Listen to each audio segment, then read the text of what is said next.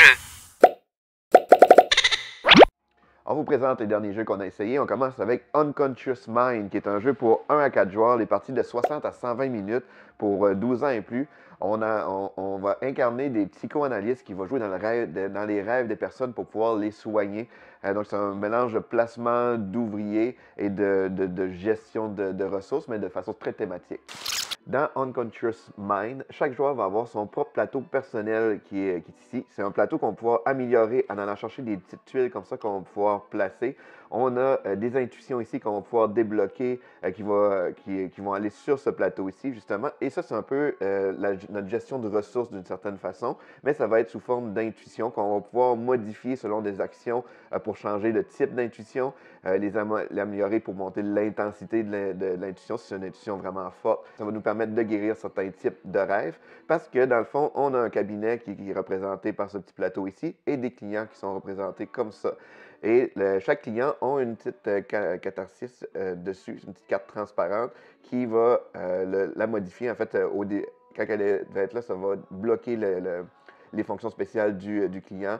Et dans le fond, notre but, c'est de le guérir. Puis pour faire ça, il va falloir essayer de résoudre ses rêves. Fait que les rêves sont toujours en 2 étapes. Donc, pour résoudre ce rêve-là, il va falloir avoir les bonnes intuitions. Fait que dès qu'on va avoir ces intuitions-là sur notre plateau, on va les dépenser.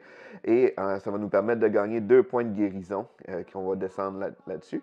Dès qu'une guérison peut atteindre le point de catharsis qui est ici, on va retirer la carte qui va nous débloquer des pouvoirs spéciaux qu'on va pouvoir utiliser pendant sa présence.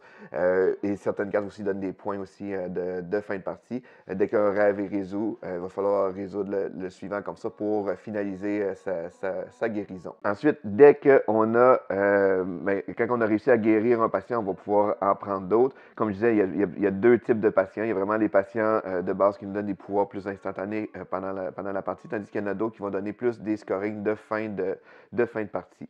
Le gros de nos actions, ça va être de venir jouer sur le plateau qui va être ici. Dans le fond, on va utiliser nos idées qu'on va pouvoir venir placer pour faire nos types d'actions qu'on veut faire. Fait que selon où notre idée pointe, c'est l'action qu'on va pouvoir faire.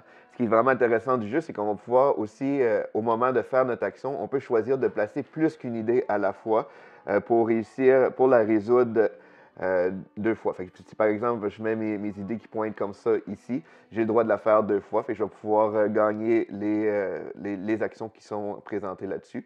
Le gros de nos actions va nous permettre, comme je vais faire des conversions dans le fond, nos intuitions sur notre plateau personnel. C'est parfois à gagner carrément des intuitions différentes, c'est des actions qu'on met directement sur notre plateau. Sinon, il y a des actions qui vont nous permettre de nous déplacer aussi sur le plateau ville, qui va nous permettre aussi de réaliser certaines actions. À notre tour, c'est soit qu'on va poser un jeton idée pour faire une action, soit qu'on va guérir un patient, ou qu'on peut décider de tout récupérer nos idées pour faire un petit mélange comme ça, ramasser nos idées en fait. Et ça va nous permettre de gagner une ressource qui va être sur le plateau ville selon notre position. C'est des jetons spéciaux qu'on va pouvoir gagner. Sinon, à toutes les fois qu'on va faire des actions sur le plateau ici, ça va nous donner ici le nombre de cases qu'on va déplacer sur notre plateau personnel. Donc ici, en ayant fait mon action ici, ça va me permettre de déplacer 2. Donc, je vais déplacer ma fiole de 2 cases. Et là, je vais pouvoir gagner, premièrement, l'intuition qui est ici. Et si j'avais d'autres tuiles comme ça que j'avais placées sur cette ligne-là, je pourrais les activer, faire les différentes conversions possibles, les différentes actions. Donc, Unconscious Mind, c'est un jeu qui offre beaucoup de possibilités, beaucoup de stratégies, et c'est un jeu qui a beaucoup d'éléments en chaîne aussi. Donc, on fait une action qui permet de débloquer d'autres choses. C'est vraiment le fun parce qu'on essaie de construire notre plateau aussi pour optimiser nos actions. C'est vraiment un gros jeu d'optimisation avec un beau thème, là, bien, on le sent, en fait, on sent très bien le thème. Donc, c'est Unconscious Mind. On a aussi essayé le monde de Reterra, qui est un jeu pour 2 à 4 joueurs, les parties d'environ 30 minutes pour 10 ans et plus. C'est un jeu de placement de tuiles avec une belle petite note stratégique. Donc, dans le monde de Reterra, chaque joueur va créer son propre petit domaine. Dans le fond, le but, c'est de reconstruire une société. Au début de la partie, chaque joueur va seulement avoir cette petite tuile-là pour commencer. Et à notre tour, on va choisir une tuile dans le marché ici qu'on va placer sur notre jeu. Il n'y a pas de contrainte de couleur de placement. Ce n'est pas un jeu comme un peu comme qu'il faut matcher des couleurs exactement.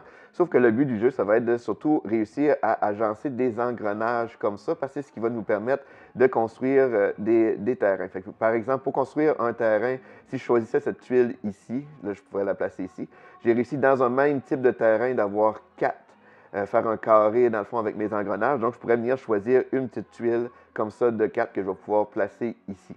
Pourquoi qu'on va aller chercher ces tuiles-là? C'est que chaque tuile a une fonction spéciale qui va nous permettre de générer des points à la fin de la partie, faire différentes combinaisons, faire différentes actions aussi, parce qu'il y a vraiment plein de petites choses. Il y a des symboles ici qui se trouvent à être des reliques aussi. Fait que selon les tuiles qu'on va pouvoir mettre, ça peut modifier le scoring qu'on peut faire en fonction des reliques et ainsi de suite. Aussi, je vais faire noter, c'est qu'au début de la partie, chaque joueur commence avec 3 tuiles secrètes. C'est les seules 3 tuiles qu'on va avoir dans le fond dans la partie, fait qu'on peut les garder pour les placer au bon moment pour réussir à faire notre domaine.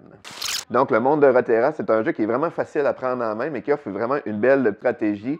Ce qui est le fun aussi, c'est que dans le jeu, il y a plusieurs petites boîtes comme ça. Fait que c'est d'autres ensembles de tuiles et de cartes.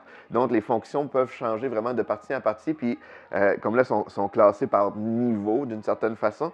Mais une fois habitué avec le jeu, on peut mélanger différents types de tuiles dans différents niveaux pour justement faire des combinaisons complètement différentes.